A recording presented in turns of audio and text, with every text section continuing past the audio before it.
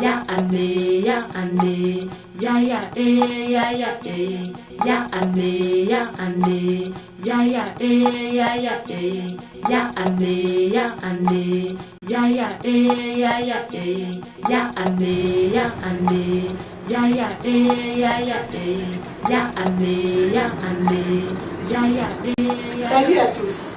Ma balade dans la ville de Namur m'a fait rencontrer un Camerounais d'origine naturalisé belge. Lui, c'est Nicolas de Fotso. Bonjour Nicolas. Bonjour. Et merci d'avoir accepté cette rencontre avec la CRTV. Merci de trouver le temps pour passer en Belgique et surtout jusqu'au fin fond à Namur, la capitale de Wallonie, pour rencontrer un compatriote d'origine.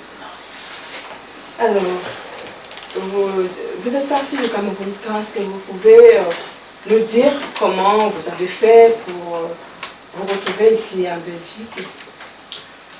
Voilà, donc j'ai fait mes études secondaires, mes études primaires à l'école Saint-Jean-Bosco à Aqua, puis mon secondaire au collège Liberman à Aqua, toujours très proche de l'école Saint-Jean-Bosco.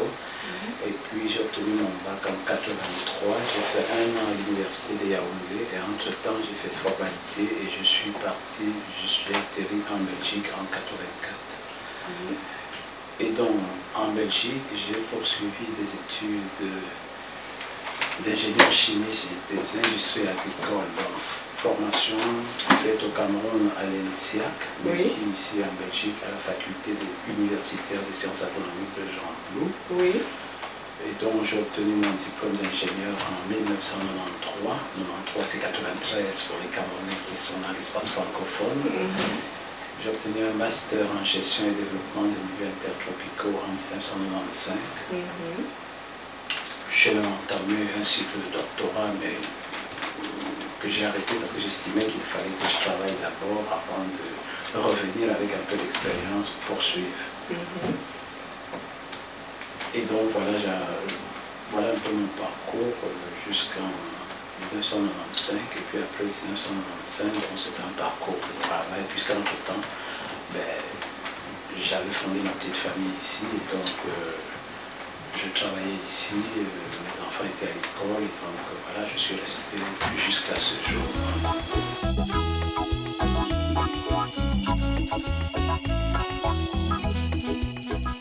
Aujourd'hui, Nicolas de Fotso est intégré. Il a même acquis la nationalité belge.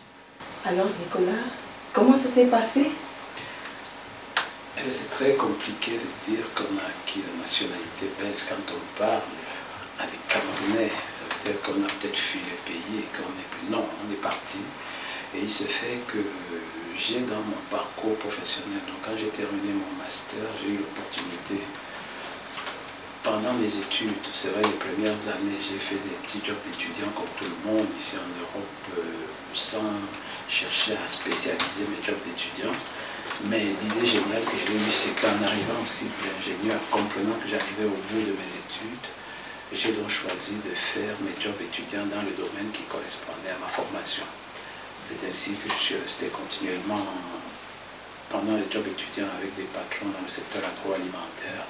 Ce qui fait que très rapidement, quand j'ai décidé de stopper mon doctorat, tout de suite, j'ai été engagé par un de mes anciens patrons qui gérait une petite PME agroalimentaire pour assurer la coordination de la production au sein de sa structure. Et donc on est resté ensemble pendant 3-4 ans. Et entre-temps, il y a une autre société voisine qui nous voyait travailler, dont le patron avait quelques difficultés. Et mon patron m'a lâché pour que je puisse m'occuper de cette société pendant à peu près 3 mois. Et puis après, je suis rentré dans le secteur administratif, donc j'ai assuré la coordination d'un service dans une des administrations communales. L'administration communale, c'est la mairie dans notre système au Cameroun.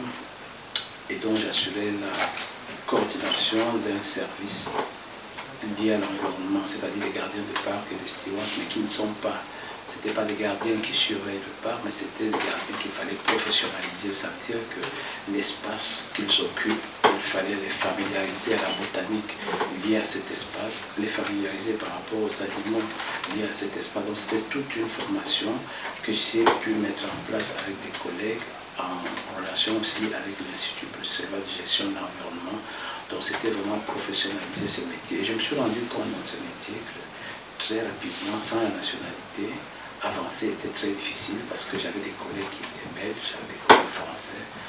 Et à un moment, on devait sortir quelqu'un de nous pour être le super responsable du service.